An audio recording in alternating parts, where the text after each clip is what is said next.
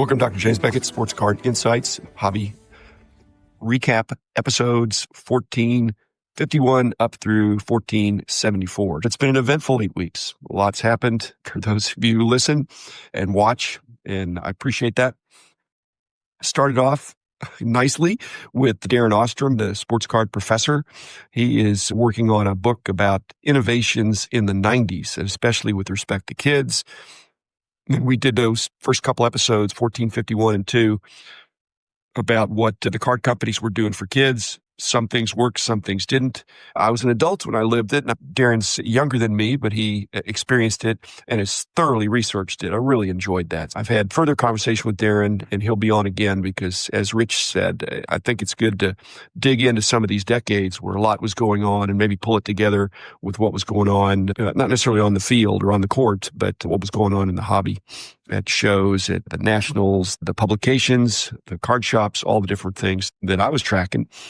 But it's nice to get a subject matter expert like Darin to chime in. He gently corrected me a few times, and I don't know that I corrected him, other than I gave him my perspective from things happening firsthand. A lot of what he's done is he's putting things together, but making decisions in real time is a little different. And when I saw these companies self-destructing, that was interesting. So tried to relate some of that in the episode. 1453 and 54 were the two Shill bidding episodes I did when I interviewed Patrick Ryan, P. Ryan, and I didn't realize I would be the one that would be shill shocked. I thought Patrick had been a friend, and if he'd made a mistake, then he shouldn't be excommunicated. But the hobby jumps to judgment pretty quick, and it swept me in with it, that somehow I was a shill bidder, which I'm not even a bidder.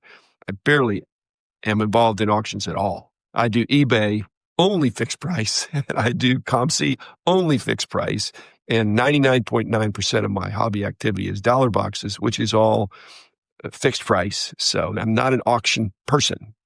But having done the price guides, historically, that's where a lot of big cards get sold. I don't bid on big cards. So I'm not bidding them up. I'm not bidding them down. I'm not bidding at all. But I'm aware of it. And I wanted to give a historical perspective, and that kind of got lost in the conversation. I realized if I want to do some of these conversations that are philosophical, that are sensitive issues, I really shouldn't have a guest because it just goes back and forth and it's not orderly. I wanted to get a conversation going on shill bidding so that you could be aware of what I think is shill bidding and what isn't. And to even say that made people mad. But unless you dig into it, you're going to be a victim. I don't want you to be a victim. So what is legal? What is not legal? And the conversation kind of got hijacked, and it went in directions that still, when I hear the chatter, it's not about what they ought to be talking about in terms of how to put a stop to it. And that's what I'm in favor of. As I've said, for manipulation, I was the guy for 20 years that was the one that tried to vet the sales along with our team to what was a real sale and what was not an artificially inflated sale or a bogus sale or a reneged sale. I spent a lot of time and a lot of effort and a lot of money trying to have the hobby be a fair playing field for everybody. 1455, after that, and I decided this before when the defending PSA episode, that was so close after the shill bidding episodes, I don't think it got as much commentary. So it got a few, but ironically now, PSA is the new owner of BGS and the other Beckett entities within collectors. I really had no idea that, but I just was admiring why, when I was in charge, we could not catch up with PSA. And I realized their upcharge was part of their mystique and that it was more strategic than I thought, and many reasons for doing it. And I was saying that's been a positive. And like everything else in the hobby, if you don't like something, send your dollars elsewhere. Nobody's forcing you to go to PSA. But when you go to PSA and they give you an upcharge, you could say, I don't want to pay that, which rarely does anybody do that. You pay it, but your card went up by more than what the upcharge was. Otherwise, they couldn't get away with it. 1456 and 58 were the outtakes from Jason, the Professor Sports Cards, and he had me on his show. He loves to interview, and he likes to be provocative, to get into some issues. And so we did, and the vibe I got is that he thought I was too much looking at the positive side. And he asked me if I thought there was manipulation in the hobby, which is pretty ridiculous. There's obvious manipulation in the hobby. I knew, I can't say firsthand because I wasn't the manipulator, but I knew in the day, we were the manipulation police. As I said, we're going around seeing, and we had to assess the credibility of the various pricing sources we had, not all of which were completely on the up, and we had to be diplomatic about it, but we had to know who the good sources were and who were the people trying to artificially move up the prices. So yes, Jason, I do try to look at the bright side, but I'm certainly not thinking that everything is rosy. But I prefer to talk about the good stuff. And when we do talk about the bad stuff, I like to talk about it in a constructive manner. If it's bad people, let's get rid of them. If it's bad processes, let's improve them. And that's my statement. So I wanted to have a civil conversation. And for the most part, these episodes have been that way. Sometimes the commentary afterwards is not so much, but you just move on. People have a right to say what they want to say. Again, some of these were recorded ahead of time. It was interesting because then I released them because I had talked to Rob Veras, and he's in episodes 1459 and 1460. Those were recorded earlier because he was going to come to the hobby dinner that was that weekend of the Dallas Card Show. And then toward the end, he said, I can't come. I said, let's talk on the phone. I really wanted to get your input. So we did a couple episodes there. But that had been recorded before. And then 1457, the more Shill enforcement, I had to insert that because too many people were raising issues that I could easily respond to. I'm not changing my story, just trying to address if somebody says something and you don't expressly deny it, then they think maybe you agree. No, I don't agree. I believe what I believe, and I'm happy to share that, and I don't need to adjust my story. I'm just talking about in various situations what's bad and what's terrible and what's thought to be bad but is accepted in many cases. So it just got me in trouble.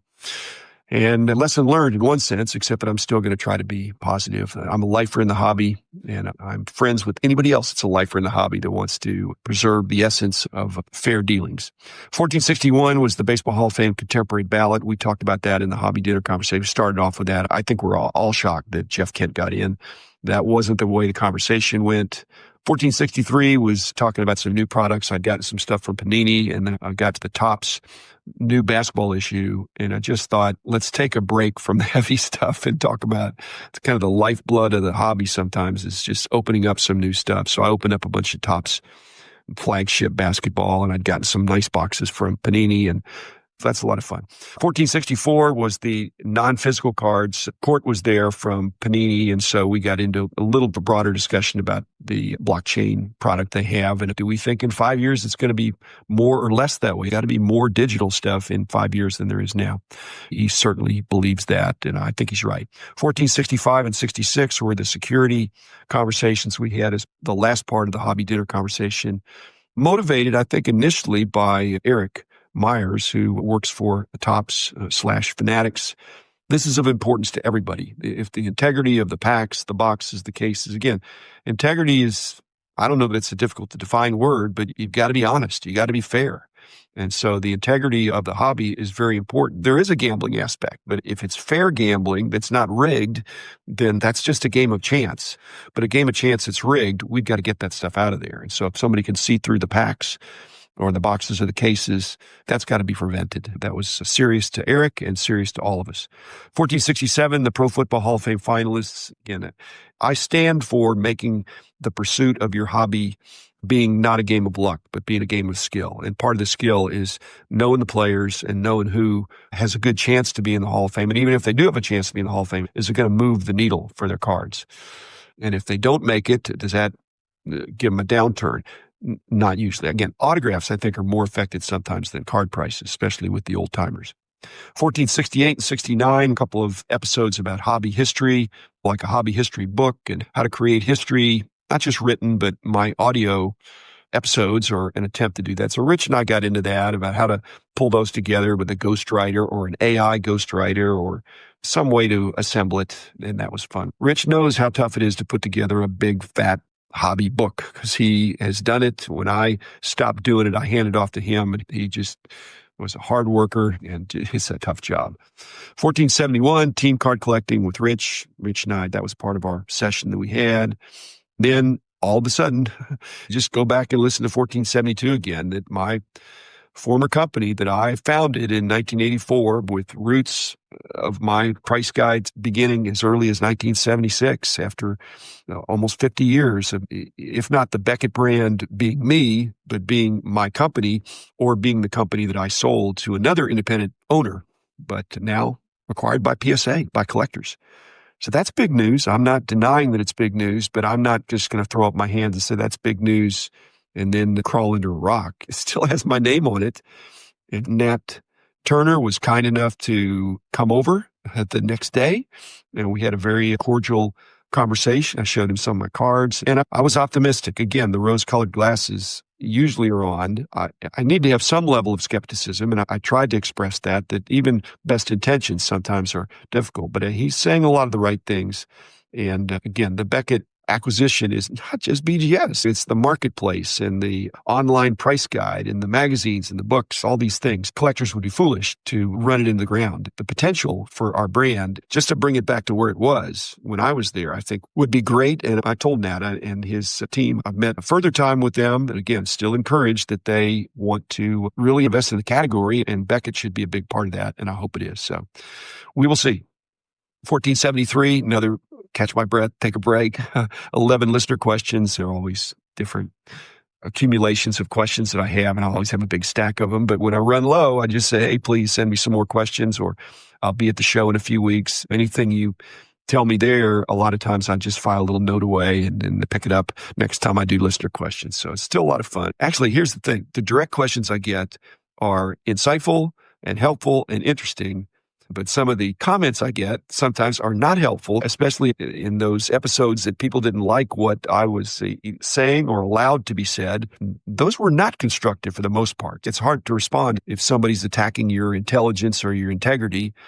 And what are you going to say? Yes, I'm smart, or yes, I'm honest. It's just, they're not listening to that. I just stand on my record, and that's all you can do. 1474, the last one, the 90s innovations that I did. I had gotten manuscript draft from Darin, and I thought it was great. Admittedly, this is the 90s. Rich says tackle the 80s. We will tackle the 80s, but the 90s innovations inspired by Darin, of looking at some of the things he said, I thought I'm agreeing with him 90% of this stuff. But on 10% of it, I'm thinking, I want to tell Darin my perspective is a little bit different, not trying to be corrective as much as trying to give my opinion. And he's in hindsight much of the time and pulling together those things. But I was there, and it's just, when you're making decisions in real time in this hobby, that's why I'm really enjoying the podcast, because the podcast is a chance to reflect. And when people ask me about the past or the present or how it affects the future, all those things run together. But the past wasn't always the past. When I was there in the past, it was the present. And then something that happened the next year was the future.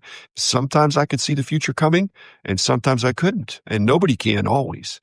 So if something's going up, that doesn't mean it's going to continue to go up. Something was a good investment, that doesn't mean it will be future good investment. So an eventful 24 episodes. And I do think probably this has affected me to think about the kind of episodes I want to have, in the sense that I'm not going to be afraid to deal with difficult topics, but in a constructive manner.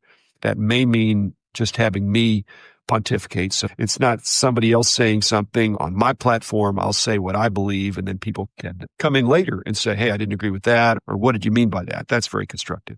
Anyway, thanks everybody. I didn't think I'd be going this long, and I'll keep going. I hope I'm understanding the medium a little better. And the podcast medium is different than the YouTube, the ethos, the approaches, and the spirit of it. Thanks, everybody. I'll be back again in a couple days with another regular episode. Man in the house of cards.